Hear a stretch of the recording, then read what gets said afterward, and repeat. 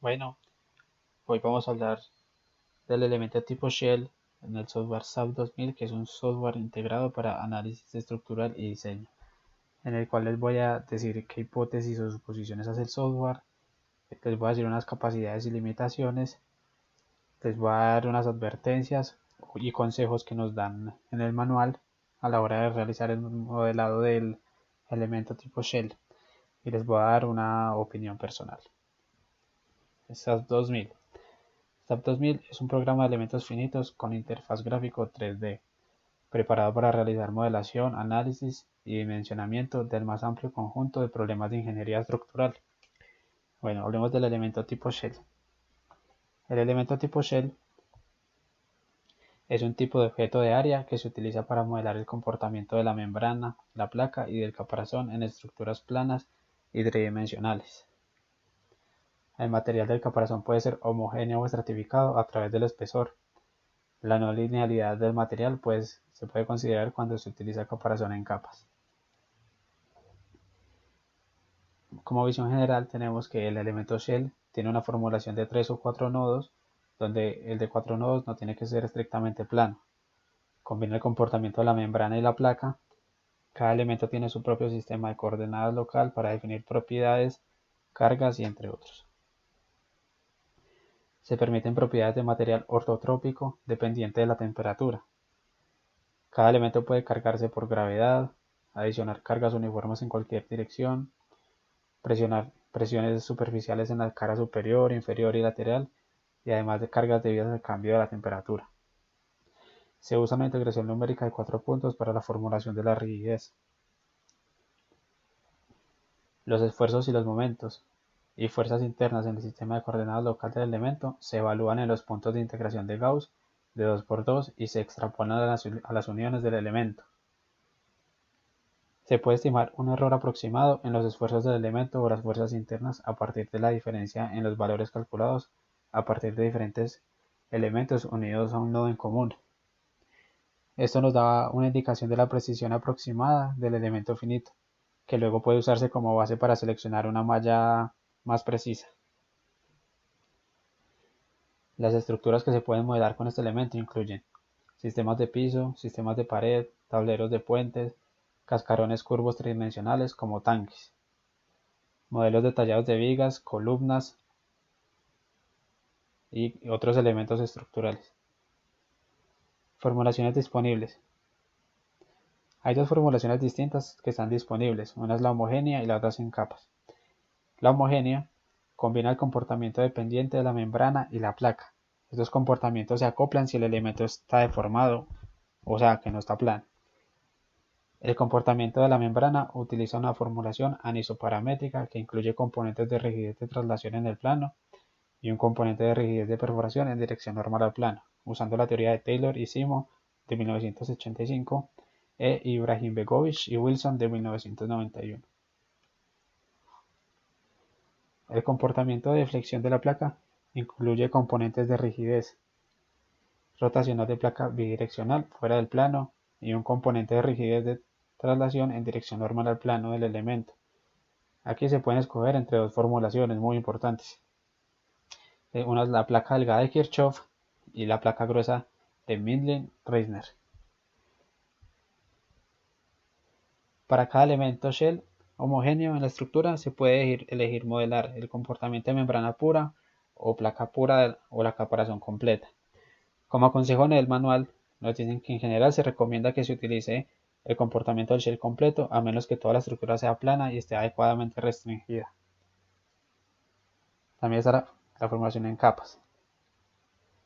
Se permite cualquier número de capas que se definen en la dirección del grosor, cada una con una ubicación, grosor, comportamiento y material independiente. La deformación de la membrana dentro de cada capa utiliza el método de deformación planteado en la teoría de Hughes del 2000, que en esta los desplazamientos en el plano son cuadráticos. Las rotaciones normales al plano del elemento solo están unidas libremente para evitar la inestabilidad. Para el cálculo de la flexión se usa la teoría de Mindlin-Reisner, que siempre incluye las deformaciones transversales de corte, y en esta los desplazamientos fuera del plano son cuadráticos y consistentes con los desplazamientos dentro del plano. y el shell en capas generalmente representa un comportamiento de shell completo, aunque se puede modificar y controlar capa por capa.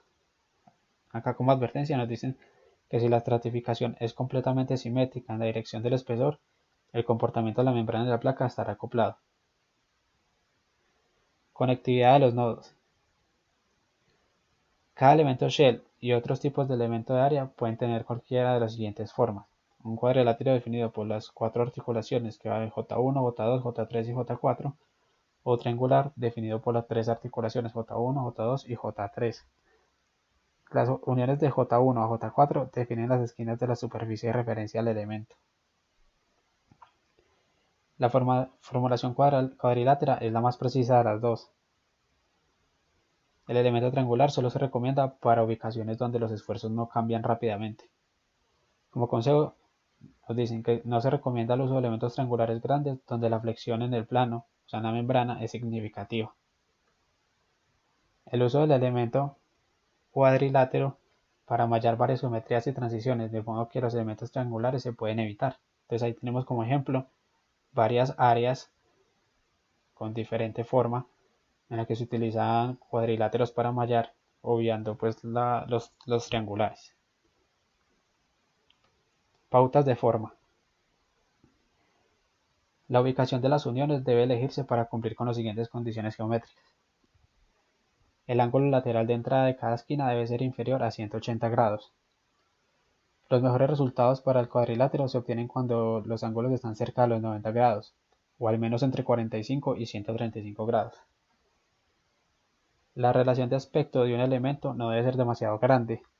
Para el triángulo es la relación del lado más largo al lado más corto, y para el cuadrilátero es la relación entre la distancia más larga entre los puntos medios de los lados del sitio opuesto y la distancia más corta.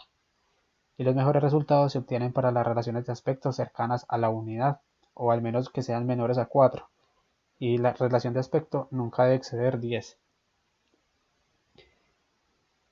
Para el cuadrilátero, las cuatro articulaciones no necesitan ser coplanares, y los mejores resultados se obtienen si el ángulo más grande de cualquiera del par de esquinas es inferior a 30 grados, y el ángulo nunca debe superar los 45 grados. Como consejo, dice que se recomienda para cumplir estas condiciones un refinamiento de malla adecuado. La precisión de la placa gruesa y las formulaciones en capas son más sensibles a las relaciones de aspecto grandes y la distorsión de malla que la formulación de la placa delgada. Restricciones de borde. Se pueden asignar restricciones de borde automáticas a cualquier elemento shell o cualquier objeto de área. Cuando las restricciones de borde se asignan a un elemento, el programa conecta automáticamente todos los nodos que están sobre el borde del elemento a los nodos de las esquinas adyacentes del elemento. Como advertencia nos dicen que se considera que los nodos están en el borde del elemento si caen dentro de la tolerancia de fusión automática que fue establecida por el usuario desde la interfaz. Las restricciones de borde se pueden usar para conectar mallas de shell que no coincidan. Ejemplo de dos mallas mal emparejadas. En la de la derecha se asignaron restricciones de borde a todos los elementos, aunque realmente esto no es necesario para que los elementos, o sea, no es necesario asignarlo a todos los elementos, solo como a la transición. Y asignar como unas restricciones de borde a los elementos que no lo necesitan, esto tiene poco efecto en el rendimiento y ningún efecto en los resultados. Como consejo, nos dicen que la ventaja de usar restricciones de borde en lugar de las transiciones de malla es que las restricciones de borde no requieren que se creen nuevos elementos distorsionados, y esto puede aumentar la precisión de los resultados. Cualquier transición, ya sea usando restricciones de borde o no, la precisión de los resultados está controlada por el mayor tamaño del elemento. Además, el efecto de la malla más gruesa se propaga en la malla más fina a una distancia que está en el orden del tamaño de los elementos más grandes, como se rige por el efecto de San Venant. Por esta razón es que uno se debe asegurar de crear transiciones de malla lo suficientemente lejos de las áreas donde necesita como resultados detallados de esfuerzo. Como consejo, asegurarse de crear transiciones de malla cuando lejos de las áreas donde uno no resulta detallado de esfuerzo. Como por ejemplo cuando uno tiene perforaciones en el elemento o cuando tiene esquinas agudas. En esos puntos hay una concentración. Entonces en esos puntos es donde donde no se deberían crear las transiciones de malla. Sistema de coordenadas locales. Cada elemento shell y otros tipos de objeto y elementos de área tienen su propio sistema de coordenadas locales de elementos utilizados para definir propiedades. Los ejes de este sistema local se denominan 1, 2 y 3, y los dos primeros se encuentran en el plano del elemento con una orientación que se especifica, y el tercero siempre es normal a ese plano. Propiedades de la sección de área. Una sección de tipo shell es un conjunto de distintas propiedades como material y geometrías que se describen la sección transversal de uno o más objetos. Hay tres tipos de secciones de área. Una la cual es la placa, la otra es el shell y una es la membrana. La placa, la cual soporta fuerzas perpendiculares al plano. Este elemento permite deformaciones fuera del plano pero no dentro de él. Cualquier fuerza que sea como ejercida dentro del plano, este elemento se genera como un mecanismo que se indetermina. Este puede ser útil para modelar donde las deformaciones ocurran en una dirección y se le puede aplicar la formulación de placa gruesa o delgada. El shell tiene un comportamiento completo de la caparazón, una combinación de comportamiento de membrana y comportamiento de la placa. Soporta esfuerzos coplanares y perpendiculares al plano, el cual permite como deformación dentro y fuera del plano. Permite modelar y obtener deformadas especiales de muros, losas y momentos. Y el elemento se puede usar en sustitución de una membrana y una placa y arroja información más detallada del área.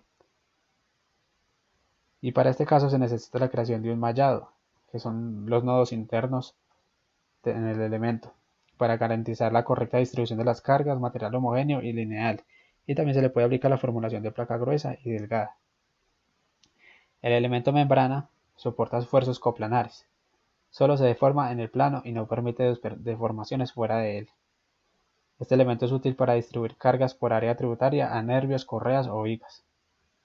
Sirve para modelar losetas, losas nervadas o losas con tablenos, techos livianos y entre otros.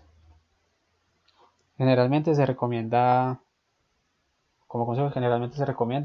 que se utilice el comportamiento de shell completo a menos que toda la estructura sea plana y esté adecuadamente restringida. Las propiedades de material homogéneo se utilizan para los tipos de sección de membrana, placa y shell sin capas. Formulación del espesor. Existen dos formulaciones de grosor que determinan si las deformaciones transversales de corte están incluidas o no en el comportamiento de la flexión de placa o elemento de caparazón. Una es la formulación de placa gruesa de Mindlin-Reisner, que incluye los efectos de la deformación transversal de corte, y la otra es la formulación de placa delgada de Kirchhoff, que obvia las deformaciones transversales de corte. Las deformaciones de corte tienden a ser importantes cuando el grosor es mayor que entre una décima y una quinta parte de la luz. También puede ser muy importante en las aproximaciones de las concentraciones de esfuerzos de flexión, como cambios repentinos en el espesor o las condiciones de soporte y cerca de agujeros o esquinas reentrantes.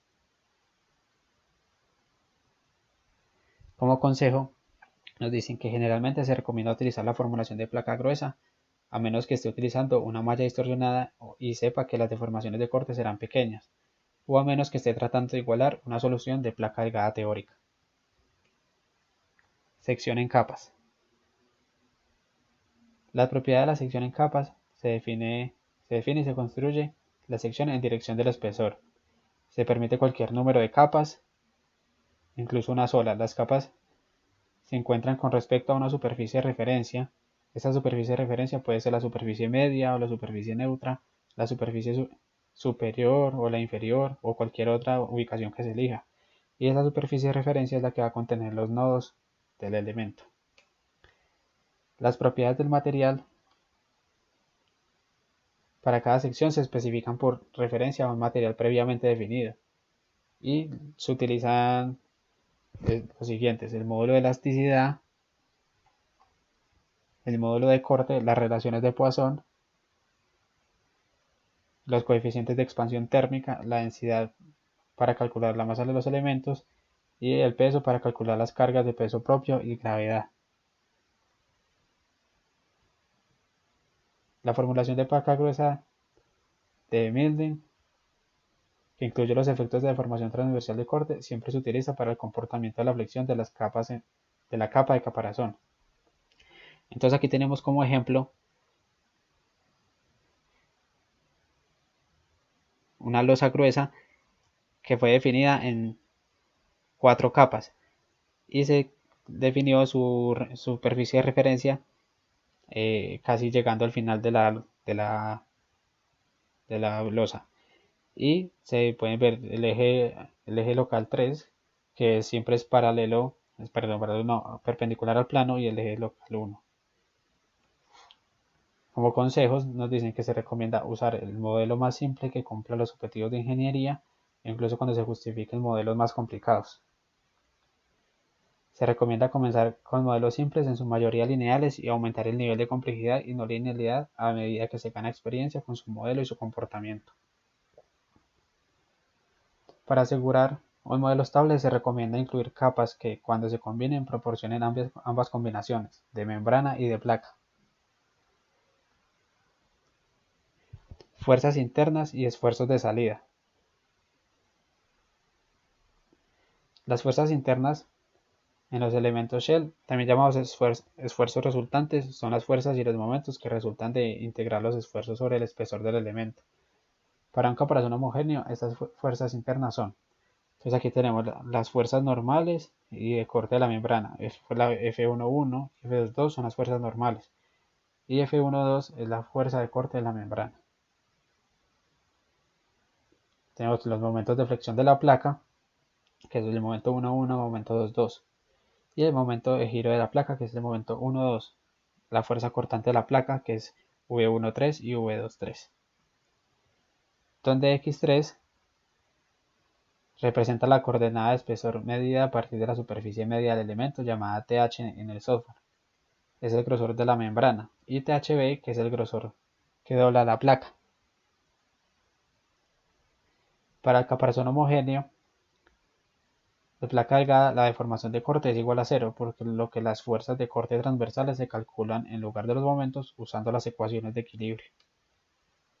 Para la placa gruesa de Milne, la formulación de la caparazón homogénea, y para la cascarona estratificada, los esfuerzos de corte se calculan directamente a partir de la deformación de corte, con la siguiente fórmula, que es el corte 2,3. Donde X1 y X2 son coordenadas en el plano, paralelas a los ejes locales 1 y 2. Las convenciones de signos para los esfuerzos y las fuerzas internas. Entonces, como teníamos anteriormente, acá podemos ver que la fuerza de corte en la membrana, que es la F1,2, y las fuerzas que van en el plano de la membrana, que son las fuerzas 2,2 y la 1,1. Y nos muestran las fuerzas mínimas y las fuerzas máximas. Y en la placa tenemos el momento máximo, el momento mínimo, tenemos el momento de corte y las otras fuerzas. Los esfuerzos que actúan sobre una cara positiva se orientan en la dirección positiva de los ejes de las coordenadas locales del elemento. Asimismo, para las caras negativas, que se orientan en la dirección negativa de los ejes de las coordenadas del elemento. Y una cara positiva es aquella cuya normal exterior está en la dirección positiva local 1 o 2. Las fuerzas internas positivas corresponden a un estado de esfuerzo positivo que es constante a través del espesor. Los momentos internos positivos corresponden a un estado de esfuerzo que varía linealmente a través del grosor y es positivo a la parte inferior, así para cada caparazón homogéneo. Los esfuerzos cortantes transversales dados aquí son los valores promedios. La distribución real del esfuerzo cortante es parabólica, siendo 0 en la superficie superior e inferior y tomando un valor máximo o mínimo en la superficie media del elemento. Acá es una nota importante. Los esfuerzos y las fuerzas internas se evalúan en los puntos de integración estándar de los puertos de Gauss y se extrapolan a las articulaciones. Aunque se reportan en las articulaciones, los esfuerzos y las fuerzas internas existen sobre todo el elemento. Para mayor información se puede ver la formulación de Cook, Mulcon y Flecha de 1989. Diseño de refuerzo. El diseño de refuerzo para capas de hormigón, de acuerdo con un campo predeterminado de momentos, tal como se implementan en el software, se basan en las disposiciones del Eurocódigo de 1992 para la parte de diseño de estructuras de hormigón. Generalmente, los elementos de la losa están sujetos a 8 esfuerzos resultantes. Usando la terminología del software, esos esfuerzos resultantes son los 3 componentes de fuerza de membrana, que son F11, F22 y F12. Los 2 componentes del momento de flexión, M11 y M22, y el momento de torsión, M12. Y los 2 componentes de la fuerza de corte transversal, B13 y B23. Para fines de diseño, la losa se concibe como 2 capas externas centradas en los planos intermedios de las capas de refuerzo externo y un núcleo no fisurado. Esto comúnmente se llama modelo tipo sándwich. Se supone que las cubiertas del modelo sándwich, las que son las capas externas, llevan los momentos y las fuerzas de membrana, mientras que la fuerza de corte transversal se asigna al núcleo como se muestra en la siguiente figura. La implementación del diseño en el software supone que no hay grietas diagonales en el núcleo. Se desarrolla un estado de corte puro dentro del núcleo y por lo tanto la fuerza de corte transversal en una sección no tiene efecto sobre las fuerzas en el plano de las cubiertas. Por lo tanto, no se necesita proporcionar refuerzo transversal y el refuerzo en el plano no se mejora para tener en cuenta este corte transversal. Los siguientes elementos resumen el procedimiento para el diseño de las losas de concreto, tal como se implementa en el software. La losa se concibe como que comprende 2 capas externas, centrada en los planos medios de las capas de refuerzo externo. El grosor de cada capa se considera igual al menor de los siguientes: 2 veces la cubierta media hasta el centro del refuerzo exterior o el doble de la distancia desde el centro de la losa hasta el centro del refuerzo exterior. Los resultantes, que son la fuerza 1-1, F22, F12, el momento 1-2, el momento 2-2 y el momento 1-1, se resuelven en fuerzas de membrana, las cuales se llaman, esto ya nos lo muestra el resultado, como el software como resultado, que son las fuerzas de membrana N11, N22 y N12. Para cada capa, las fuerzas de refuerzo, que es NDES1 y NDES2, las fuerzas de compresión principales del concreto, que es FC1 y FC2, y los esfuerzos de compresión principales del concreto, que son SC1 y SC2, se calculan de acuerdo con las reglas establecidas en el Eurocódigo. Aquí hay algo en el software, y es que él trae predeterminado calcular con el Eurocódigo. Pero si nosotros quisiéramos ajustar la forma en que el software calcula el diseño del refuerzo, podríamos colocar el ACI 318, que la norma técnica colombiana es basada en ese, o podríamos colocar la NTC del 2008 italiana, y entre otras, también hay una de Hong Kong, pero entonces por defecto trae el Eurocódigo para el diseño del refuerzo. Las fuerzas de refuerzo se convierten en áreas de refuerzo por unidad de ancho, AST1 y AST2. Es como el área del acero para 1 y 2. Esto de 1 y 2 quiere decir en el eje local 1 y en el eje local 2, que es el plano que forma. Entonces ahí es donde se diseña el refuerzo. Ecuaciones básicas para transformar los resultados del esfuerzo en fuerzas de membrana equivalentes. Con estas fórmulas se transforma el esfuerzo en fuerzas de membrana. Los 6 esfuerzos resultantes que son obtenidos en el análisis se transforman en fuerzas de membrana equivalentes utilizando las siguientes ecuaciones. Entonces las fuerzas de membrana, que son N11, N22 y N12, y tenemos top y bottom. Top, que es para la capa superior, y el bottom, que es para la capa inferior. Ecuaciones para las fuerzas de diseño e intensidades de refuerzo correspondientes. Para cada capa, las fuerzas de diseño en las dos direcciones se obtienen de las fuerzas de membrana equivalentes utilizando las siguientes ecuaciones. Estas son de acuerdo al Eurocódigo. Entonces, para el refuerzo de la capa superior tenemos estos pasos y lo mismo para el refuerzo en la capa inferior. Se aplican restricciones a las fuerzas de diseño 1 y a las fuerzas de diseño 2 en caso de que sean menores que 0, y las fuerzas de diseño calculadas usando las ecuaciones se convierten en intensidades de refuerzo: AST1 top, AST2 top, AST1 bottom y AST2 bottom para capa superior y para la inferior. Las principales fuerzas de compresión y tensión en elementos de losa. Las principales fuerzas de compresión del hormigón son obtenidas anteriormente. Se utilizan para calcular los esfuerzos de compresión principales de la capa superior e inferior de la siguiente manera. Entonces, fuerzas de compresión del hormigón para la capa superior y la inferior. Como resultado, el software nos presenta un diseño para el diseño de refuerzo a flexión, el diseño de refuerzo a corte, y nos chequea el punzonamiento. Por defecto, el software realiza el diseño con el Eurocódigo, pero se podría configurar otro manual de diseño, ya sea la 6318 o la NTC del 2008 italiana, y entre otros, para que el diseño pudiera aplicar en otras partes. Estos están basados en el método de UDR, que están soportados en los siguientes artículos para mayor información. Capacidades y limitaciones. Como capacidades tenemos que pueden ingresar gran variedad de cargas, como son cargas puntuales, cargas distribuidas, cargas por unidad de área, cargas por temperatura, presiones, cargas de viento, de nieve, cargas por olas, para diferentes análisis.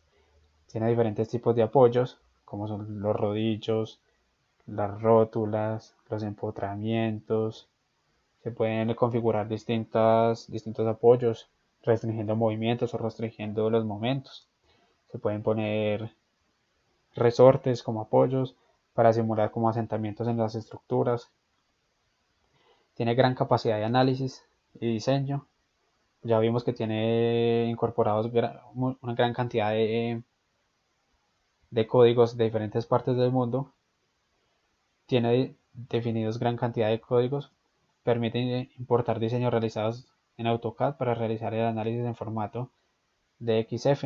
Esto es muy importante porque a veces, como limitación, tenemos que a veces realizar formas complejas. Para realizar un análisis es muy tedioso o hasta casi imposible poder dibujarla bien. Entonces uno puede realizar el dibujo más fácil en AutoCAD o en otro software similar e importarlo en formato DXF para poder realizar el análisis. O como limitaciones, no admite configurar una malla degenerada en planos inclinados, limita el dibujo de formas curvas en el eje global Z. Aquí tocaría como dibujar en el plano y extruir. No permite realizar un mallado refinado automático, ya que este debe ser de forma manual y con formas conocidas. Aquí, cuando uno vaya a asignar la malla, por defecto va a tomar la cuadrilátera y no podemos como refinar zonas como tal de la estructura, sino que él inmediatamente a toda la estructura le va a asignar la malla que nosotros definimos. Opinión. Es un software relativamente intuitivo, ya que se requiere un conocimiento previo a las teorías empleadas por este, además de conocer a fondo las herramientas que el software pone a disposición para realizar el análisis y el modelo. Pero muestra de manera fácil las pestañas necesarias que están a disposición cuando se requiere trabajar en el software. Si yo no conozco muy bien el software y lo voy a trabajar por primera vez, o llevo varias veces trabajándolo pero no lo conozco bien, yo puedo ver que él dice ingrese de sección, ingrese de material, y todo esto pues se hace fácil, pero realmente hay que saber qué es lo que uno está ingresando bien, porque se pueden incurrir, se puede llegar a un error grave, por ejemplo generando una malla, o generando una sección, o generando el material. se pueden ingresar valores que no son correctos. Entonces estaríamos ingresando información incorrecta a un modelo que nos va a dar errores, nos va a dar un mal resultado. Cuando el usuario entiende no a fondo, pues no tiene que ser a fondo las teorías e hipótesis como el software realiza el análisis, además de conocer su interfaz, el manejo se vuelve muy sencillo, pudiendo llegar a entender los resultados que el software muestra de forma rápida y breve. Respecto a los manuales, son de claro entendimiento, muy explicativos en cuanto a la teoría y respecto a cómo realizar el modelo se queda corto. Tiene incluidos varios ejemplos, pero más enfocados a explicar fórmulas que en el modelado en sí. Cuando estuve revisando el manual, encontré varios ejemplos, pero son ejemplos sencillos, losas, vigas, que los hacen más que todo para explicar cómo trabajan las fórmulas o qué valores son los que se ingresan, más allá de cómo explicar para hacer un modelado de una estructura. Entonces, las ayudas disponibles en Internet o en YouTube son muy pocas a lo concerniente al modelado del Shell. A pesar de que CSI tiene un canal en YouTube, son videos muy viejos con más de 10 años de realizados, donde se centran en lo mismo, en más explicar la teoría sobre ejemplos sencillos que explicar en sí cómo podría modelarse un elemento de mayor complejidad. Entonces, a la hora de brindarnos como ayudas para poder realizar un modelo complejo, se queda muy corto realmente. Y los videos que se encuentran no se encuentran ni en inglés ni en español, se encuentran en árabe, entonces, y uno no entiende mucho de lo que están hablando, diciendo, o sea, o nada, y mucho menos de lo que están haciendo en el modelo. Muchas gracias.